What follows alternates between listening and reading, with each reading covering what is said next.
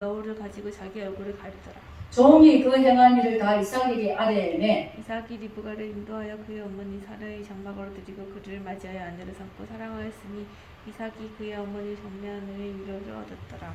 아멘.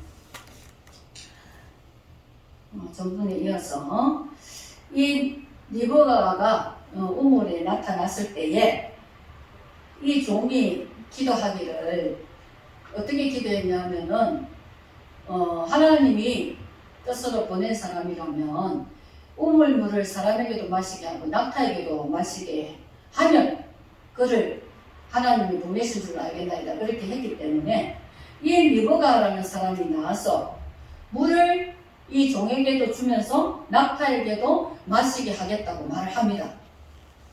그러니까 낙타의 짐승까지도 목마른 것을 생각할 줄 아는 그 인성을 가진 것이죠. 참 이 인성이 참 중요하죠. 우리가 하나님께서 한 걸음 한 걸음 인도하시면서 어디까지 오느냐, 보도의 딸 리브가에게까지 왔죠. 아브라함의 형제 나홀이 먼저 그거 하고 난 나홀의 아들이 보두엘이었습니다. 그리고 보두엘이 그 낳은 리브가와 오빠 나반이 있었죠. 나중에 야곱이 나반 집으로 노케가 가게 되는, 그래서 아브라함이 자기 형제들 중에서 믿는 자를 찾아서 결혼하기를 원해서 시작한 걸음이 이렇게 하나님의 인도로 이루어지게 됩니다. 그래서 이삭의 아내로 리브가가 또 만남으로 인해서 그 집안이 믿음의 집안으로 이제 이어져 가게 되죠. 이 종의 모습은 보두엘의 집에서 좀 쉬었다가 하라고 이러니까 종은 조금도 지치지 않고 하나님의 일을 꾸물거리지 않는 그런 모습이죠. 우리는 하나님의 일에 부지런히 해야 됩니다. 꾸물거리시면 안 되죠.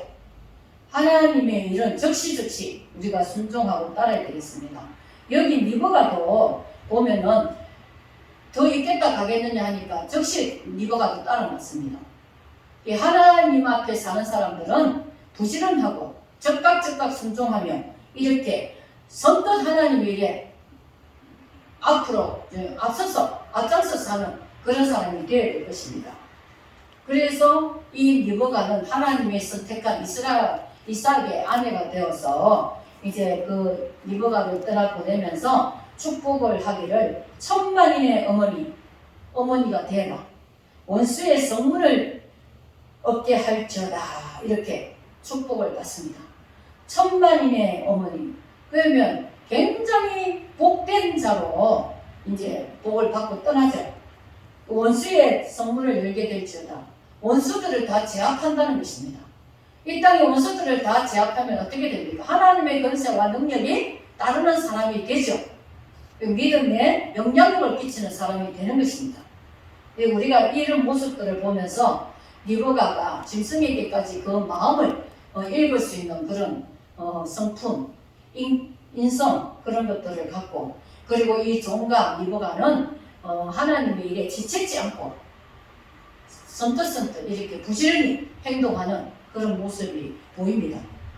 우리도 하나님 일에 성실함으로 또 부지런하게 열심을 다하고 주님 오실 때까지가 얼마 긴 시간은 아닙니다. 그죠? 그런데 신앙생활을 그걸 못 이겨내가지고 게으르며 악하고 게으른 종아 그랬어요. 하나님 한 달란트를 받아가지고 그 달란트를 남기지 않는 종을 말할 때 악하고 게으른 종아 이랬어요. 그러니까 악한 것도 하나님 앞에 죄가 되고 게으른 것도 죄가 됩니다. 우리는 하나님의 일을 부지런히 해야 됩니다. 전도도 열심히 하고 다른 사람 2배로 부지런히 열심히 살아야 됩니다. 전도도 열심히 하고 기도도 많이 하고 다른 사람 섬기는 것도 열심히 하고 주의 일은 열심히 해야 됩니다. 그래서 이 리브가가 드디어 이삭과 만나게 되죠. 한 번도 보지 않고 서로 만나서 결혼을 하게 됩니다. 오늘날의 결혼하고는 너무 다른 모습이죠. 한 번도 얼굴을 본 적도 없으면서 믿음으로 결혼을 하는 모습을 보게 됩니다. 67절에 보면 이 이삭이 자기 이제 어머니 사라가 죽고 난 뒤에 이 리브가를 얻음으로써 사랑하고 행복하게 사는 그런 모습이 보입니다. 사랑으로 사실 우리가 오늘날에는 사랑이 식어가니까 사랑으로 결혼을 잘 안 합니다. 전부 딴 것에 마음을 두고 그러다 보니까 행복하지가 않죠. 우리는 사랑도 이렇게 사랑으로 결혼해야 되지만 우리는 특히 주님과 내가 사랑의 관계가 되어야 됩니다. 주님을 사랑하는 사람은 주님의 말씀을 지키고 행한다 그렇게 말씀하셨습니다. 주님을 경외하고 참으로 하나님을 잘 믿는 사람은 하나님의 말씀을 잘 듣습니다. 이렇게 아이들도 어릴 때부터 보면은 집에서는 부모님 말씀 잘 듣고 학교 가서 선생님 말씀 잘 듣고 사회 가서는 또 이 사람들 존중하면서 이렇게 하는 사람들은 성실한 사람들이죠. 우리도 주님을 사랑하면은 주님의 말씀을 잘 듣는 자가 되게 됩니다. 주님을 사랑한다면서 주님 말씀대로 안 살면 그건 주님의 사랑하는 사람으로 볼 수가 없죠. 요한복음에서 주님은 나를 사랑하는 자는 나의 계명을 지키리라 이렇게 말씀하셨어요. 그 주님을 사랑하고 하나님을 사랑하고 하나님 섬기기를 기뻐하고 이런 사람은 하나님의 말씀을 날마다 보면서 내가 이 말씀대로 살아야 되겠다 이렇게 합니다.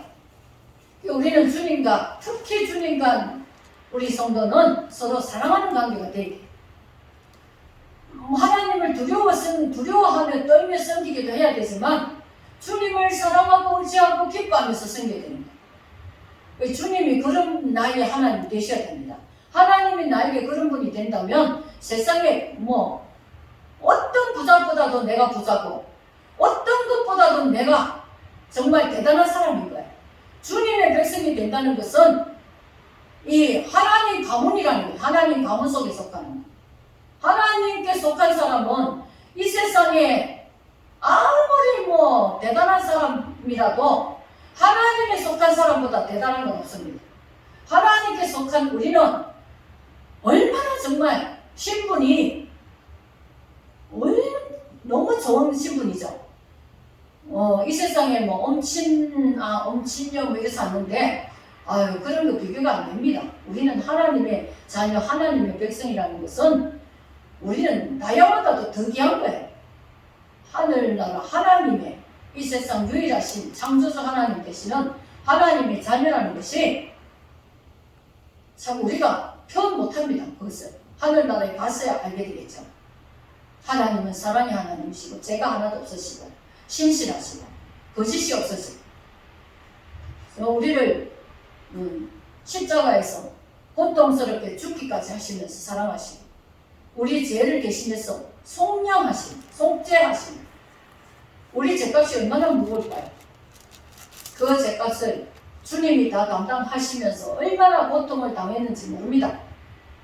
그 죄값을 치르기 위해서 얼마나 고생하고 고난당하고 핍박당하고 조롱당하고 그렇게 치르신 주님의 사랑입니다. 그런 사랑을 우리에게 주시면서 우리를 구원의 길로 생명 길로 우리를 생명의 길을 알게 하기 위해서 그렇게 하신 것입니다. 아무런 보상도 없이 대가도 없이 그냥 무조건적으로 우리를 사랑하셔서 그렇게 우리에게 예수님이 죽으시고 우리 대신 그 모든 고난과 피소동과 피 흘림과 그런 것을 다 하셨습니다.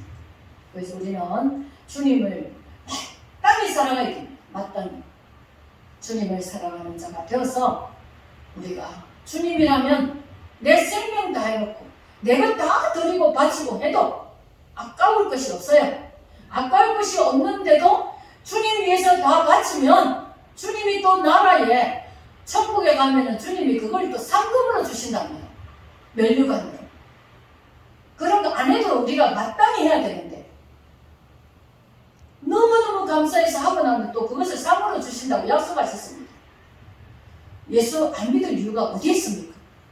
이렇게 좋으신 이렇게 정말 복된 예수 믿는 것이 최고의 복이고 최고의 영광이고 최고로 잘하는 일이고 우리는 주님을 사랑하며 이런 은혜로서 열심을 품고 주를 잘 섬기고 살도록 해야 되겠습니다. 기도하겠습니다. 하나님 아버지 감사합니다. 주님 우리 죄를 다 담당하시고 우리에게 자유함을 주셨습니다. 아버지 이제 주님을 사랑하고 주님을 경외하며 주님만을 우리의 소망으로 삼고 주님만을 따라가며 주님만을 아버지 기뻐하고 하나님 주만 바라보면서 주께만 소망을 두고 아버지 주님 오실 때를 사모하며 우리가 말씀과 기도로 전도로 아버지 주님 말씀대로 행하며 따를 수 있도록 은혜 베풀어 주옵소서. 우리를 도와주시옵소서. 믿음 지키게 하여 주옵소서. 예수님 이름으로 기도드립니다. 아멘.